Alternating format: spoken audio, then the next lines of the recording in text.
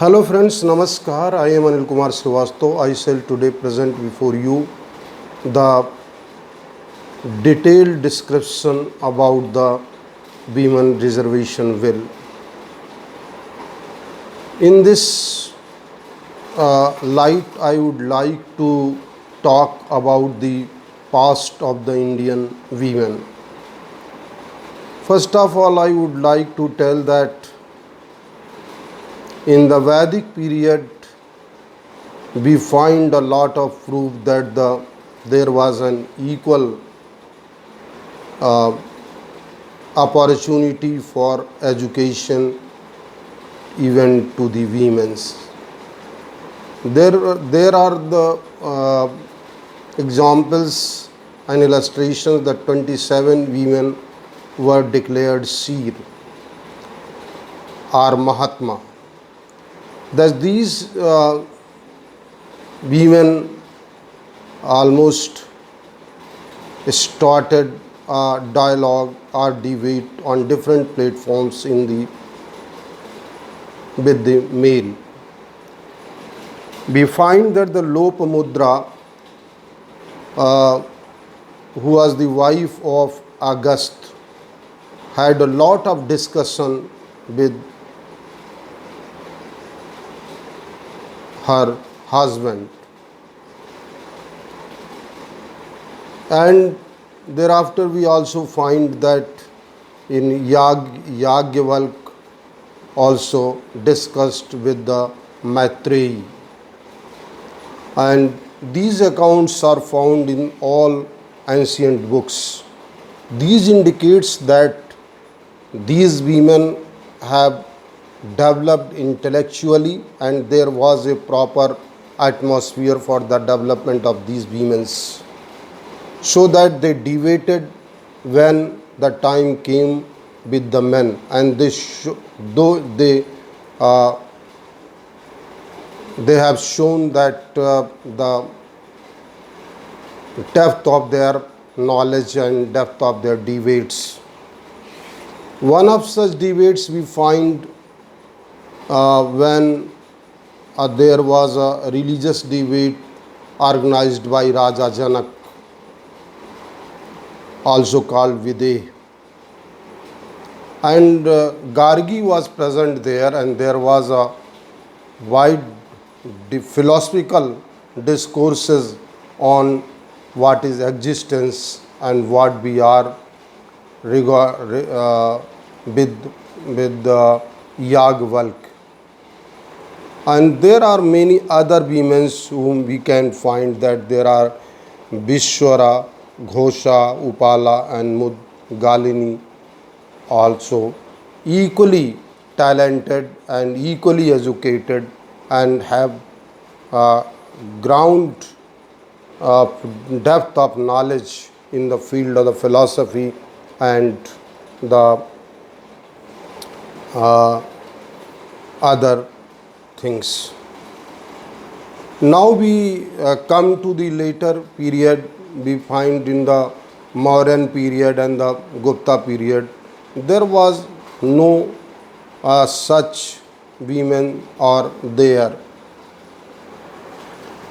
and in these classical age of Gupta or the Maurya, we find that they largely did the work of the mother and wife. Now we jump to the later period in the Mughal period or medieval history. We find that there is a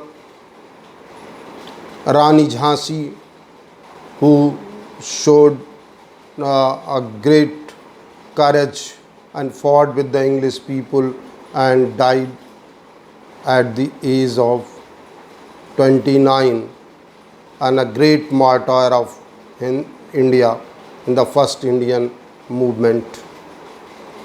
And thereafter we also find Ahilyabai, and there are some more women whom we can discuss, that the Keladi women, Rani Chennamma, also fought with the Bijapur Sultan. And there are Rani Mangamal, who also fought after the death of her husband in Madurai and kept diplomatic relations with Tanjore and maintained her kingdom and even developed. And in this field we also find that Razia Sultana also, she called her as Razia Sultan, not Sultana, because she thought that she is herself an identity and she should not be called by the wife of some person when she became the ruler or king of Sultan of Delhi in 1236 and remained there in 1240 until she was killed in a rebellion. So in these things we find that there are a lot ancient and medieval bases. What was the condition of the women? We find that in Rig Veda that the women have a great opportunity of knowledge and great opportunity of education, that they equaled and even excelled men. Now we would like to tell you about the world status in the parliament of different countries. We find that there is a 24% women representation in the different parliaments of the world, 193 countries altogether. The average of the women representation in the parliament is nearly 24%. And of these, the Rwanda, a small country of Africa, is the first country which has received the maximum number of the women representation in the parliament, and this representation is almost equal to 61%. And the second position in the world for the women representation goes to the Cuba, which has more than 55% of women in their parliament. And third position is held by Nicaragua, a Latin American country. So we see that these countries who are holding the first and second and third position are not so developed. Rwanda is a very small country of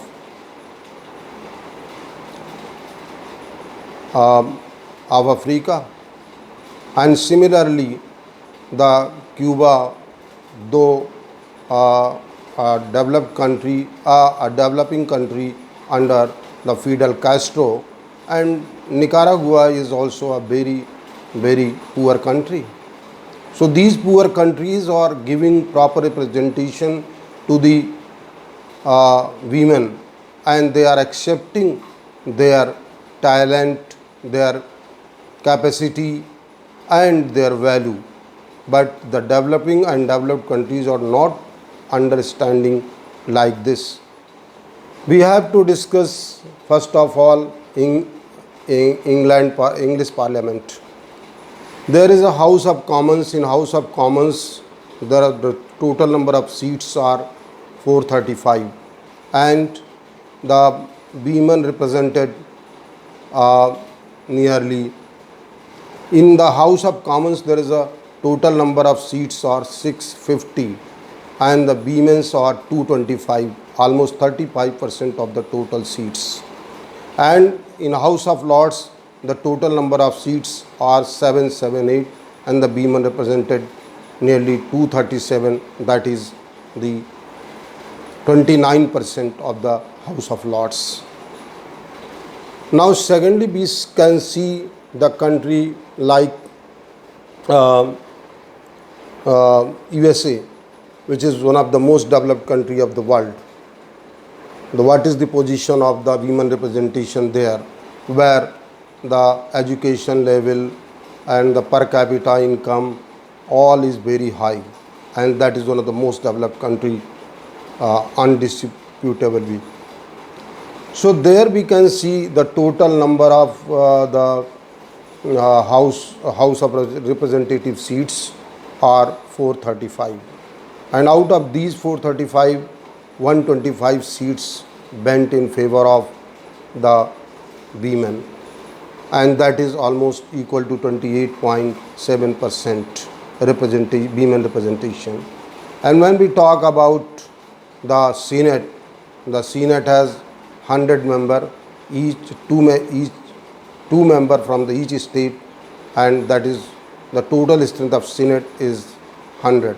And out of these 100, 25 seats bent in favor of the women representatives. That there is a 25% representation of the women. And now we go to the Indian state. At present, the 5 out of the 543 seats of the Lok Sabha, the women representatives are having 82 seats.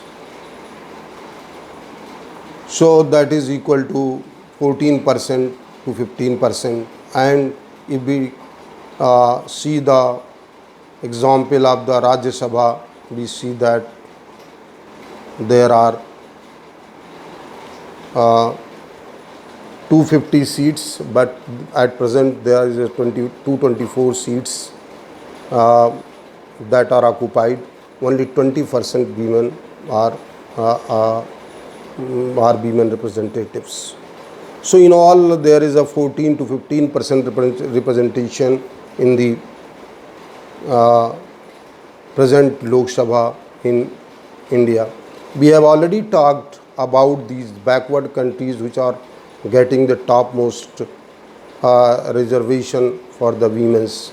But as far as the developed countries, they are not doing so, because in most of the countries almost 40% or 49% are the women.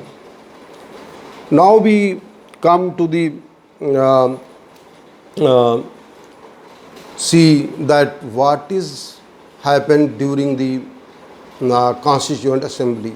There were nearly 15 women out of the 299 members of the Constituent Assembly. Although the members were 389, but later it was reduced to 299. 15 women were there, only 5% representation was there.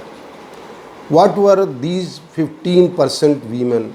If we go by the their name, then Ammu Swaminathan, she was the chairperson of the Indian Women Association. And secondly, we find that there was a woman, only one Dalit woman, that is Dakshayani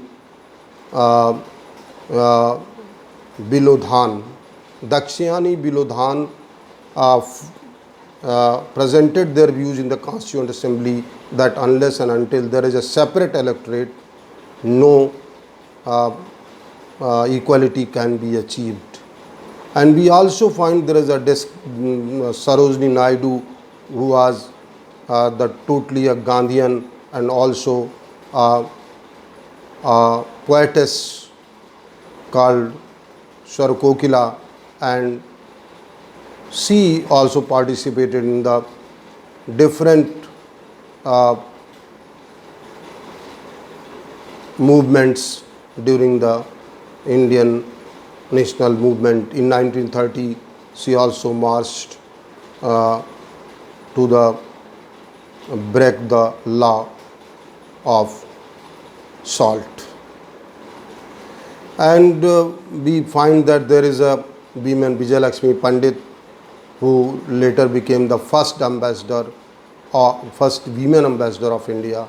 There is a Sucheta Kripalani, who was the first CM of any state, and she was the first CM of UP. And we also find there is a Leela Roy and who did a great contribution for the universal human rights. And also there is a Kamla or Malti Chaudhary who also uh, gave their contribution in making the universal rights of human rights. And there are many more persons like Renuka Ray, who was the women behind the equal right of the women, and she also tried to give her contribution for making the Hindu code well. And similarly, there are other, Annie S. Mascarin also gave her contribution for the making of the Hindu code will. So we find there are 15 women, and Rajkumari Amrit Kaur, Durga Das Deshmukh, and other personalities as Rasool were the only women representative, and Bela Dhan was the only Dalit representative. She was the first Dalit graduate. So we find they have given a lot in making our constitution for equal rights of the all the citizens of the country. Some of them were fundamental in making the fundamental rights. Some were part of the drafting committee. They though they were less, but their contribution was great, even excelled than their male parts. So now we come to the present debate, what is happening in India at now. On 20th September, before we go to the latest women reservation bill, it was for the first time the women reservation bill was presented in the Lok Sabha on 12th September 1996. And because under the Prime Ministership of S.D. Deve Gowda, the government was led by S.D. Deve Gowda, but this wasn't possible under those circumstances that this bill can be passed. And secondly, in the Congress government in 2010, the bill was presented on 8th March 2010. That was the 100th anniversary of the International Women's Day. When the bill was presented in the Rajya Sabha, there were a lot of disturbances by the different parties supporting the UPA government, and especially the Samajwadi Party and the RJD, the party of Lalu Yadav and Mulayam Yadav. These were highly making uproar against this bill. But this bill was passed in the Rajya Sabha and by 186 to 1. But when this bill was presented in the Lok Sabha, there were very high drama, and in this all the three persons were heading the drama. That is, they did not want the representation of the women in the parliament. That is, they were the Sharad Yadav, Lalu Yadav and Mulayam Yadav, the trio Yadav. They have given an ultimatum to the UPA government: if this bill is presented for passing here in the Lok Sabha, then they will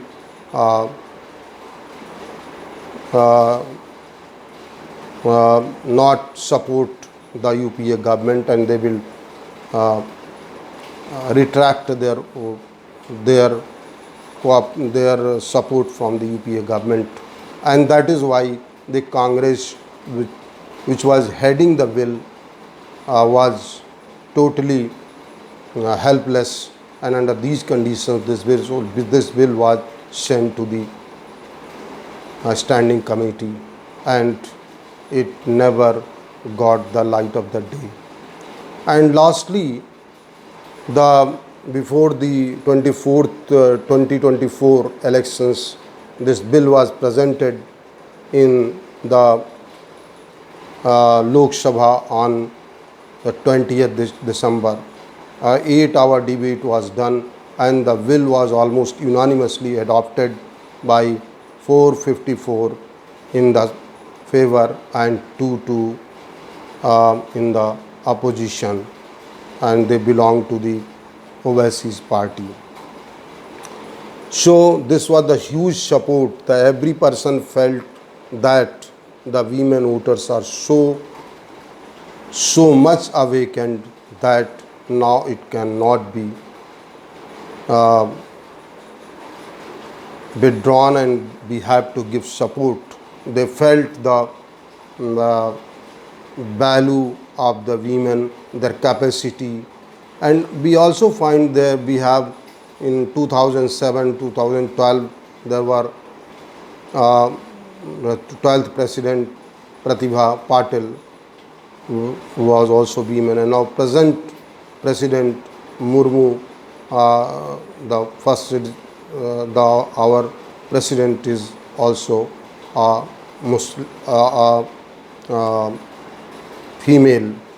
So in this session, this something what was happening was really very astonishing. That is, the bill was presented and the bill was supported by almost whole of the house, unanimously passed. And secondly, it went into the on 21st September introduced in the Rajya Sabha, and where it was passed by 215 versus 0, also unanimously adopted, and by 2/3 majority in both the houses have adopted the bill. Now the bill has been passed and now it will go for the assent to the Prime Minister.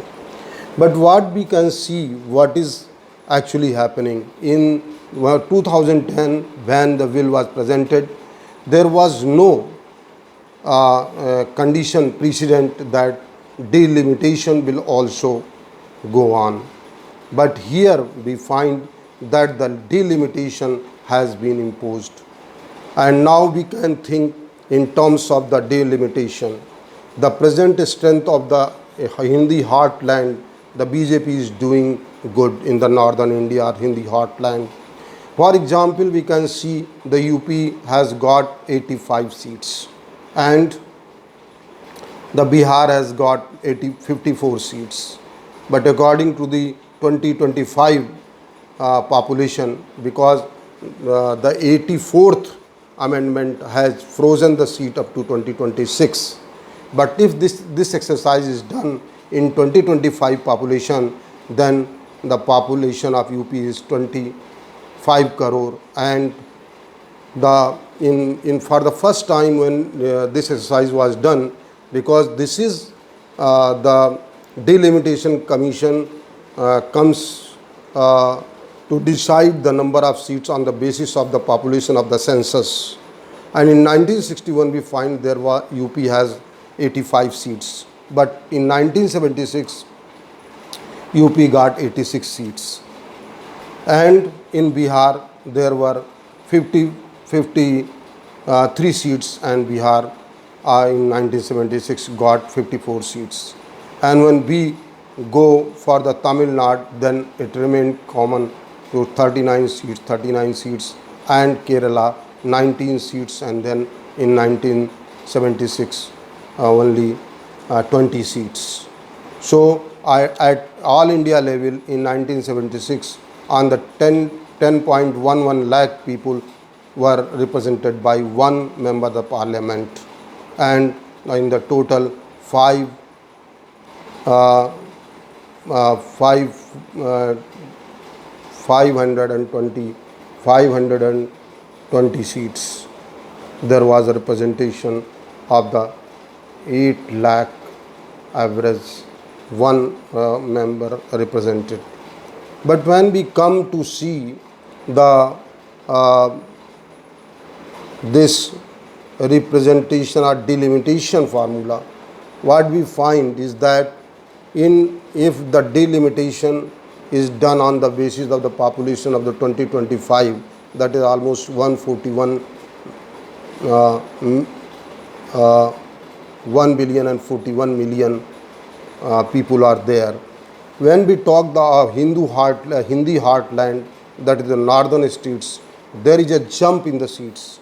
For example, UP, which has got the 86 seats, it will now jump to nearly 250 seats on the 10.11 lakh people representing. And if this representation is done on the basis of the 15 lakh per member, then the number will be reduced to almost 260 or 268, something like this will happen. And in the same scenario, we can also see that in Bihar there were 54 seats, and if the present population will be taken into account, then the total population, then it will have, if the 10.11 lakh population is being taken, then there will be a representation of nearly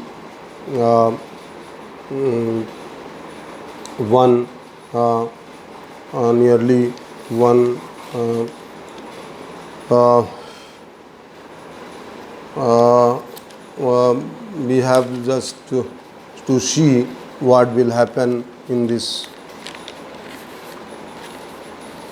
I think that some data is needed to be explored, and in this the UP will have 250 seats, and on the basis of the 15 lakhs there will be 168 seats. And similarly Bihar, which is more than 7.7 population, 7.7 crore population, almost 8 crore population, then the seats, if on the basis of the 10.1 lakh per member, there will be 169 seats. And if the 15 lakh norm is kept, then there will be 114 seats. And besides this, the Tamil Nadu, or the southern country, southern state, which has now presently 39 parliamentary seats, will get 76 seats on the basis of the present norm. And if 15 lakh, it is raised to 15 lakh, then there will be 52 seats. And similarly in Kerala, there are 20 seats, and on the present population and the 10.11 lakh population norm, this will go up to 36 seats, and if the 15 lakh population is taken into account, then it will be almost 24 seats. So there is no benefit almost to the southern countries, and the Hindi heartland will get greater consolidation for the BJP. So now we analyze this problem, whether government is going to hold the delimitation, and if this delimitation was suspended because of the opposition of the southern states, because southern states knew that if this delimitation is done, then their number will be reduced as compared to the northern states, because the population in the northern state has increased by a greater percentage, and that is why they were opposed of the delimitation on the basis of the population. And this was done. So again, Kanimoji, the leader of the DMK, has said that the sword is hanging on our head, but we shall fight and we shall never surrender. And similarly, Kapil Sibbal has also said that this is not possible, that the uh, delimitation will be done by 2019. So these things are showing that the overall analysis, if it is done in 2026, then there will be a very few chance for the Congress to come into the power, because the most of the seats of the Congress comes from the south. In 2004, it has got 145 seats, and out of those seats, 29 seats belong to the Andhra Pradesh. And in 2009, when it was again in power, the southern states supported it, and most of the nearly 33 seats came from the Andhra Pradesh. And in 2019, out of the 52 seats that it has present in the Lok Sabha, out of that the 15 seats come from the uh, Kerala and 8 seats from the Tamil Nadu. So if this is exercised, that it is a very golden day for the women. But how this can be uh, uh, exercised, or how does this can be executed, because this has now been linked with the delimitation commission. So delimitation commission, so there will be it is a very contentious issue, and the people will be, south and north will be fighting against it, and none of them will want to that the female should so much presentation. So there is every chance that the southern states will be opposing it again at the time of the delimitation, although it has become act. And if it is not done, then in 2019, then again the BJP government will get an pretension that it is the southern government or the opposition parties which are not ready to execute it, or ready to get it materialized. So the Women's Bill has been passed. It is a matter of great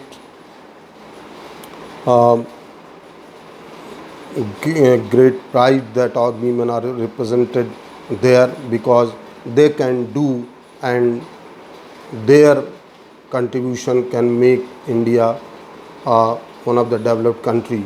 This is very necessary. And but what is ultimately seen, that by tagging it with the contentious issue of the delimitation, this has been suspended for some time. So we find that the men are not doing, not allowing the women to represent. Now the law has been made, both the houses have passed it, and we can hope that the day will come when the delimitation will also be done, and in the next election after 2025, the women were getting the 1/3 share of the Lok Sabha and Rajya Sabha vote. So this is a very historical moment, and we should celebrate it, and especially that our female, or they have got so much knowledge, and they have developed so much so much stature they have achieved, that every party has been bound to support the bill. This is a big success for the Indian democracy, and the full success will be achieved when the delimitation is done, and all the 1/3 of the women in the parliament and the legislature will be seen. That will be the great day for the Indian democracy, and this will not be only great day for the Indian democracy, this will also turn the India into a great economy and the largest third economy of the world, and also become a developed country. So that's all for today. Thank you very much.